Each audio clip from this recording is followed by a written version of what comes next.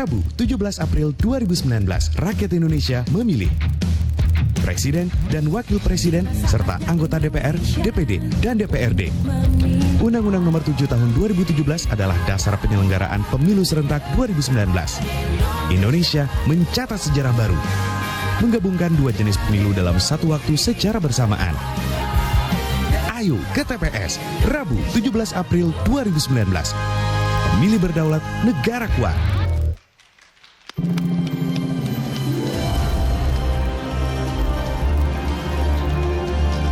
Penonton, pendengar, dan warganet, kita kembali dalam debat pertama Capres dan Cawapres Pemilu 2019. Dan di sesi ini akan ada pertanyaan untuk masing-masing pasangan calon terkait bidang hukum. Paslon akan menjawab dari podium masing-masing dan pertanyaan hanya akan dibacakan satu kali. Oleh karena itu, tolong dapat disimak baik-baik oleh para paslon. Kami perlu tegaskan bahwa pertanyaan yang kisi-kisinya telah diberikan sebelumnya kepada para paslon hanyalah pemantik, karena jawaban yang diberikan paslon akan harus langsung ditanggapi paslon lainnya untuk kemudian direspon kembali. Artinya, para paslon, ini bukan pidato. Mulai segmen ini kita sudah bisa melihat bagaimana Anda melakukan narasi dan argumen dalam menjawab serta menanggapi. Dan di meja saya sudah kelihatan ada 5 amplop. Saya mulai dari yang paling kanan saya, ada A, B, C, D, dan E. Jelas oleh para paslon juga dan para pendukung. Saya akan dibantu oleh rekan saya Imam Priyono, sudah membawa fishbowl di sana. KPU dan tim ses kedua pasangan calon beberapa waktu yang lalu telah mengundi siapa yang pertama kali mendapat giliran menjawab pertanyaan. Dan hasilnya pasangan calon nomor urut 02 yang pertama kali. Imam, silahkan mendekat ke pasangan calon 02. Mohon Pak Prabowo dan Pak Sandi segera menuju podium. Kami persilahkan memilih salah satu bola yang ada di dalam. Pak Prabowo, Pak Sandiaga Uno. Langsung diperlihatkan kepada Imam, Pak Sandi, supaya disebutkan oleh Imam huruf Prabowo. apa. Tolong dilihatkan kepada saya, Pak. Tunjukkan juga kepada saya. Kemudian ke kamera Pak Sandi. Amplop B. B. Kira. Ya, boleh dikembalikan ke Imam. Ya. Para paslon, hadirin, amplop masih tersegel. Saya akan buka.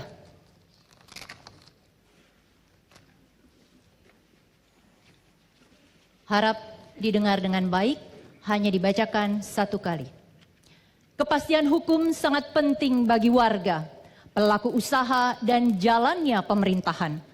Namun ternyata banyak peraturan perundang-undangan yang tumpang tindih serta tidak harmonisnya peraturan di tingkat pusat serta daerah. Apa strategi Anda untuk menyelesaikan masalah tersebut? Akan dimulai ketika Anda menjawab. Waktunya adalah 2 menit. Silakan. Kami akan memberdayakan Badan Pembinaan Hukum Nasional.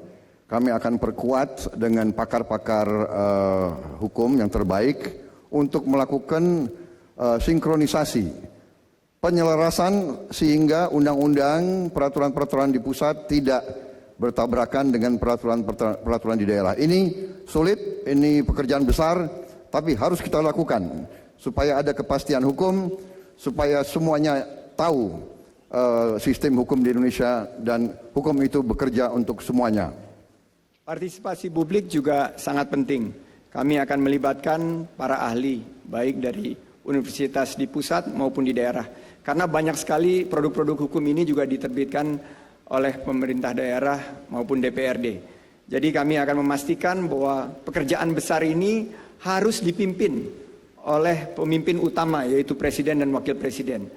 Kami akan bertanggung jawab untuk memastikan harmonisasi dan sinkronisasi ini bisa menghadirkan kepastian hukum.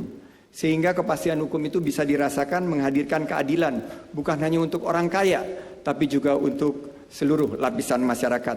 Kami ingin juga pastikan bahwa hukum itu bisa menghadirkan satu peluang untuk berinvestasi, untuk membuka lapangan kerja. Negeri yang kaya raya ini, negeri yang luar biasa gemah ripah lojinawi ini masih menyisakan banyak masalah. Lapangan kerja susah didapat, peluang usaha susah dilakukan oleh masyarakat karena ketidakpastian hukum. Di bawah Prabowo Sandi, hukum harus ditegakkan dan dalam waktu yang singkat harus kita sinkronkan dan ciptakan harmonisasi. Kepastian hukum akan meningkatkan investasi, lapangan kerja akan tercipta, kesejahteraan akan dirasakan oleh masyarakat. Kami berkomitmen, kepastian hukum ini akan menjadi prioritas utama di bawah Indonesia Menang, Prabowo Sandi, adil, makmur di 2019-2024. Waktunya habis. Langsung saya persilahkan, harap pendukung paslon 02 ditahan dulu. Saya langsung persilahkan paslon 01 menanggapi jawaban dari paslon 02. Waktunya adalah 1 menit, dimulai dari kata pertama yang diucapkan. Kami berbeda dengan Pak Prabowo dan Pak Sandi. Penting sekali harmonisasi regulasi kita.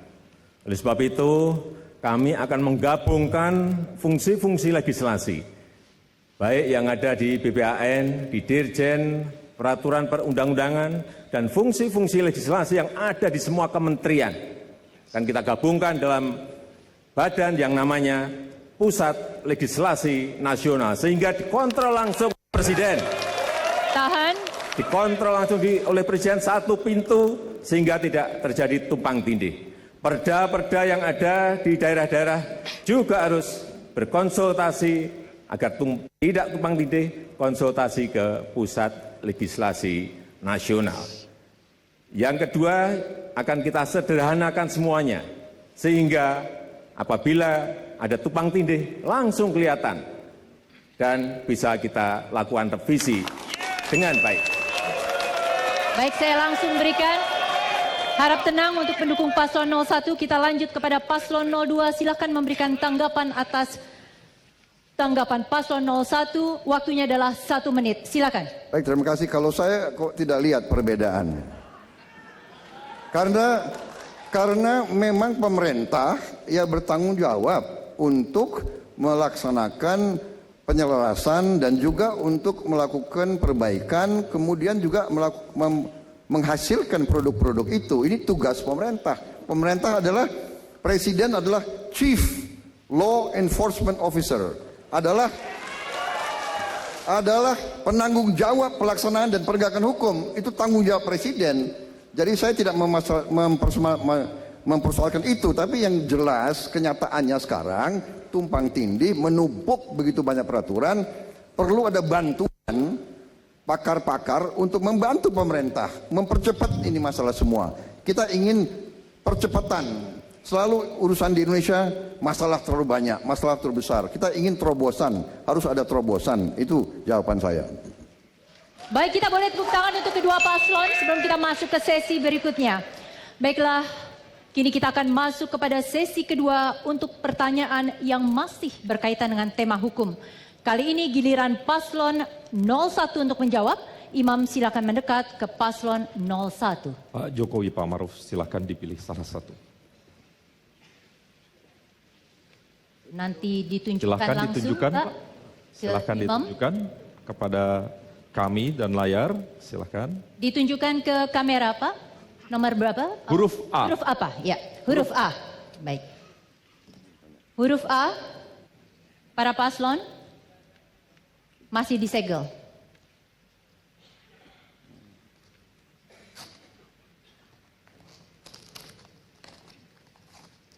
Harap diperhatikan, pertanyaan hanya satu kali. Di masyarakat kerap dipertentangkan antara ketegasan penegakan hukum dengan isu HAM. Dalam konteks seperti apa ketegasan penegakan hukum harus dikedepankan dan dalam konteks apa HAM yang harus mendapat perhatian. Jawaban harap merujuk pada kasus-kasus konkret agar dapat secara jelas menggambarkan permasalahan yang dihadapi. Waktunya adalah 2 menit dimulai dari perkataan pertama. Silakan. Jangan mempertentangkan antara HAM dan penindakan hukum. Penindakan hukum yang sesuai dengan prosedur itu bukan pelanggaran HAM. Misalnya penahanan terhadap tersangka memang itu merampas kemerdekaan seseorang. Tapi penegakan hukum itu melindungi masyarakat. Jadi kalau ada tersangka korupsi misalnya, ditahan, itu bukan pelanggaran HAM. Itu adalah prosedur hukum yang memang harus dilakukan dan kita ingin aparat kita tahu bahwa itu dilakukan agar misalnya tersangka tidak menghilangkan barang bukti. Yang kedua, mungkin calon tersangka tidak melarikan diri. Dan jika ada pelanggaran hukum yang melanggar prosedur, penindakan hukum yang melanggar prosedur, ya silakan, ada mekanisme yang bisa kita tempuh lewat pra-peradilan misalnya. Jadi sekali lagi jangan dipertentangan antara penegakan hukum dan HAM. Mungkin Pak Kiai bisa menambahkan. Cukup.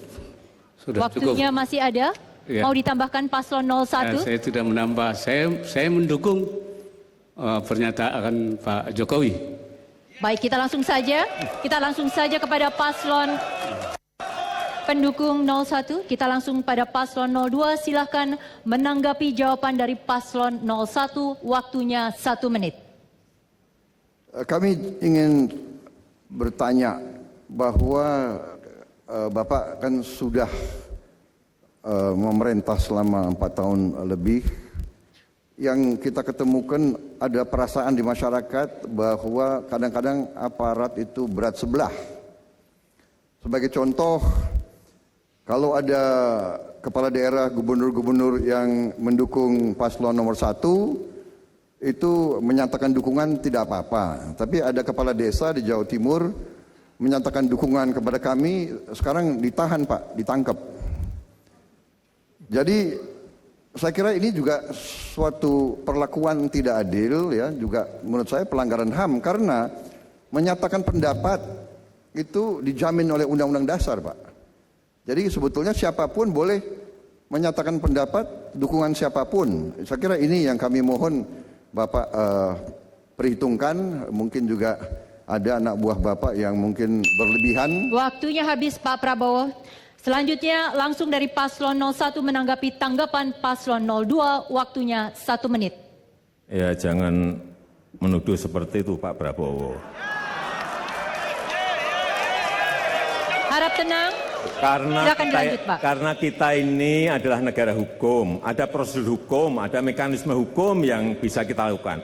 Kalau ada bukti, sampaikan aja ke aparat hukum. Jangan kita ini sering gerusa-gerusu menyampaikan sesuatu, misalnya jurukamnya Pak Prabowo, misalnya ini katanya dianiaya, mukanya babak belur.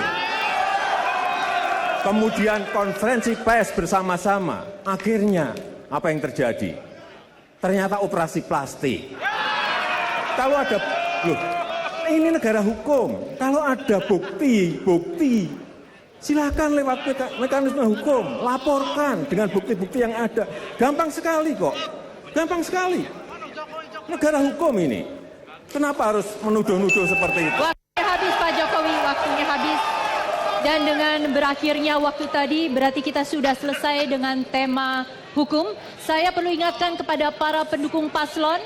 Untuk para pendukung paslon serta hadirin, tepuk tangan ataupun yel-yel hanya bisa dilakukan setelah selesai.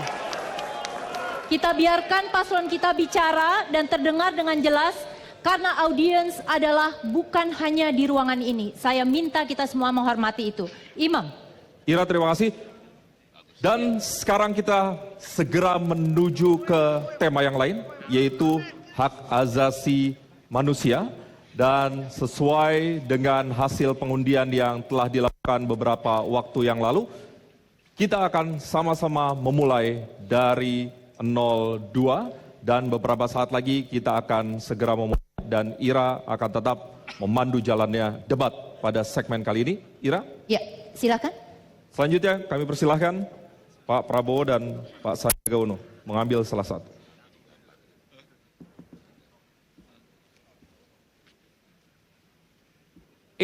Ira, amplop E. Baik, saya tunjukkan kepada para paslon dan ini masih tersegel untuk HAM pertanyaan pertama.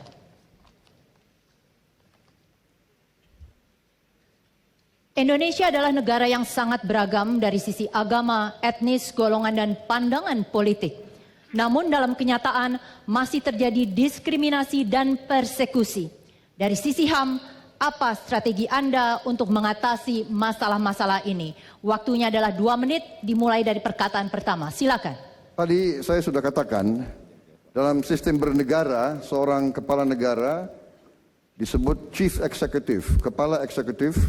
Berarti seorang kepala negara, presiden adalah, tadi saya sebut, Chief Law Enforcement Officer. Dia adalah petugas penegak hukum yang tertinggi di negara ini. Karena itu, saya akan menatar seluruh aparat penegak hukum, saya akan instruksikan, saya akan tegaskan bahwa tidak boleh diskriminasi terhadap suku apapun, agama apapun, etnis apapun. Jadi intinya adalah aparat itu tanggung jawab kepala eksekutif. Jadi kita harus jamin kalau ada pejabat yang menyimpang, saya akan pecat. Demikian. Bapak. Dalam kunjungan ke 1000 titik lokasi bertemu masyarakat, saya menemukan hal-hal yang sangat membuat kita miris. Bahwa ada kisah Pak Najib, seorang nelayan di pantai Pasir Putih Cilamaya di Karawang. Beliau mengambil pasir untuk menanam di mangrove di hutan bakau. Beliau dipersekusi, dikriminalisasi. Banyak persekusi dan kriminalisasi ini tidak terpantau dan hanya kita lihat yang besar-besar saja yang naik, sementara kasus-kasus yang berdampak kepada masyarakat orang-orang kecil, wong cilik tidak ditangani dengan baik. Bahwa Prabowo Sandi, hukum harus ditegakkan untuk rakyat kecil. Kita harus menghadirkan kesejahteraan kepada mereka. Jangan hukum ini dipakai untuk memukul lawan, tapi melindungi kawan. Kita pastikan hukum ini tegak lurus. Supremasi HAM harus kita pastikan hadir di bawah Prabowo Sandi. HAM akan kita tegakkan dan ini harga mati buat kita. Adil makmur bersama Prabowo Sandi. Langsung paslon 01. Silakan menanggapi jawaban paslon nomor 02, waktunya 1 menit. Keragaman, perbedaan-perbedaan, baik beda suku, beda agama, beda adat, beda tradisi, beda bahasa daerah adalah sudah menjadi sunnatullah, sudah menjadi hukum Allah yang diberikan kepada bangsa kita Indonesia. Dan aset terbesar bangsa ini adalah persaudaraan. Aset terbesar bangsa ini adalah persatuan. Aset terbesar bangsa ini adalah kerukunan. Oleh sebab itu, saya selalu mengajak, marilah kita menjaga ukhuwah Islamiyah kita, menjaga ukhuwah watoniyah kita. Karena persatuan, persaudaraan adalah aset terbesar bangsa yang kita cintai ini. Kalau memang ada persekusi, tadi Pak Sandi nuduh-nuduh lagi tadi. Ya, gampang sekali, laporkan. Saya akan perintahkan tindak tegas pelaku tersebut. Waktunya habis. Silakan paslon 2 menanggapi tanggapan paslon 01. Waktunya 1 menit. Bapak Presiden yang saya hormati, saya tidak menuduh. Yang kami sampaikan adalah cerita-cerita yang kami tampung dalam kunjungan kita bertemu dengan masyarakat. Kami ingin menghadirkan rasa keadilan. Hak asasi manusia kita pikir definisi-definisi yang besar. Tapi untuk rakyat kecil itu adalah hak mendapatkan lapangan pekerjaan. Seperti dijamin oleh konstitusi kita, Undang-Undang Dasar 45 pasal 27 ayat 2. Bahwa setiap masyarakat wajib mendapatkan lapangan pekerjaan yang layak. Itu yang ingin kami hadirkan. Kami ingin buka lapangan kerja seluas-luasnya. Rakyat berjuang untuk mendapatkan penghidupan yang lebih layak. Mereka menginginkan mata pencaharian dan biaya hidup yang terjangkau. Prabowo Sandi akan berpihak kepada rakyat. Prabowo Sandi akan memastikan bahwa HAM juga mencakupi akses terhadap pendidikan, terhadap kesehatan, dan terhadap mata pencaharian yang baik. Demikian Bapak Presiden. Ya, kita boleh tepuk tangan bersama-sama untuk sesi pertama tema HAM. Dan kini kita akan langsung masuk ke sesi kedua masih dengan tema hak asasi manusia. Kini giliran paslon 01, Imam silahkan mendekat. Pak Jokowi dan Pak Ma'ruf, kami persilahkan memilih satu lagi. Tolong tunjukkan. Baik, saya bantu. Dapat huruf apa, Mam? C, Ditunjukkan, Mam, supaya lebih jelas. C, Bapak. Amplop C, Ira. Amplop C, baik. Amplop C masih tersegel. Saya akan buka.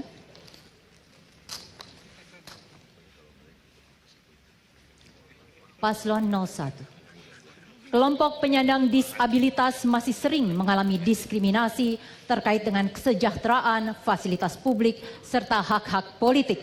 Bagaimana Anda memahami isu disabilitas dan apa program Anda untuk memastikan pemenuhan hak penyandang disabilitas? Waktunya 2 menit dimulai dari kata pertama. Silakan. Setelah keluar undang-undang mengenai penyandang disabilitas di tahun 2016, saya melihat bahwa paradigma terhadap kaum disabilitas ini sudah berubah. Yang sebelumnya adalah bantuan sosial, adalah kedermawanan yang harus kita berikan kepada mereka, tetapi yang sekarang dengan undang-undang yang baru, kita melihat paradigmanya adalah pemenuhan hak-hak. Pemerintah kita sudah memberikan fasilitas-fasilitas untuk pemenuhan hak itu, baik pemenuhan hak untuk pekerjaan, untuk perumahan, untuk fasilitas umum yang ramah terhadap disabilitas, meskipun juga baru beberapa kota, tetapi sudah kita mulai. Kemudian juga yang berkaitan dengan kesetaraan. Bisa saya berikan contoh.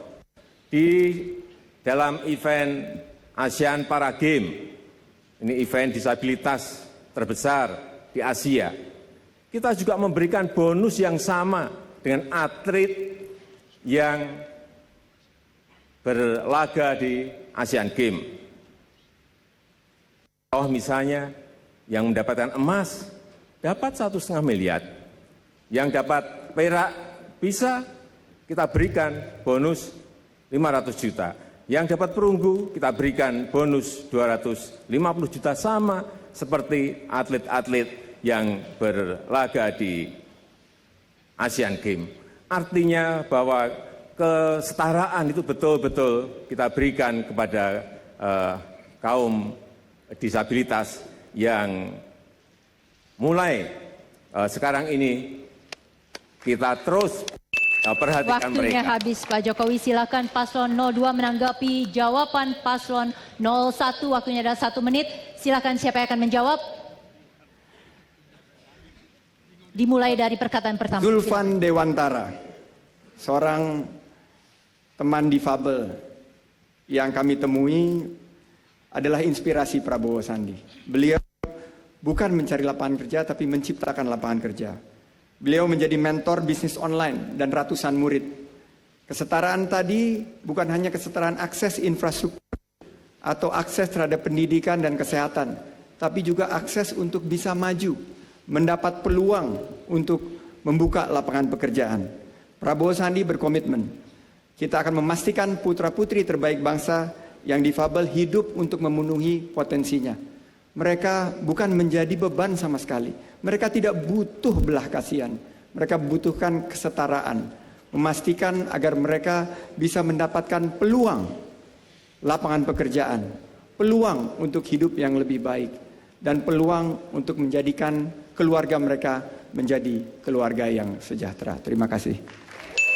Para paslon perlu saya ingatkan, yang diberi tanggapan adalah dari paslon lainnya. Saya lanjut kepada paslon 01, tolong ditanggapi yang dikatakan oleh paslon 02. Waktunya adalah 1 menit dari sekarang. Silakan, Pak. Ya, saya kira contoh-contoh seperti yang disampaikan Pak Sandi tadi banyak sekali. Tidak hanya di satu bidang, tapi banyak bidang kaum disabilitas itu betul-betul sekarang ini sudah setara. Artinya kita sangat menghargai semua prestasi yang telah mereka kerjakan dan juga hasil-hasil karya yang telah mereka kerjakan. Saya kira tadi Pak, apa yang disampaikan oleh Pak Sandi mirip-mirip yang sudah saya sampaikan tadi. Cukup. Waktunya masih ada, mau dimanfaatkan Paslon 01? Iya, saya kira yang penting lagi membangun budaya masyarakat untuk memberikan penghormatan kepada kelompok disabilitas, menyamakan perlakuannya baik disabilitas maupun non-disabilitas. Nabi sendiri pernah ditegur oleh Allah ketika... Waktunya habis Pak Ma'ruf, waktunya habis. Kita boleh tepuk tangan. Ini adalah selesai tema yang kedua, hak asasi manusia. Dan penonton, pendengar serta warganet, usai jeda kami akan kembali masuk ke dalam segmen perdalaman visi dan misi masing-masing pasangan calon. Namun kali ini di bidang korupsi dan terorisme. Sekali lagi ini adalah debat dan bukan pidato. Adu gagasan, pemikiran dan argumentasi harusnya kita saksikan kembali. Tetaplah bersama kami di debat pertama Capres Cawapres 2019.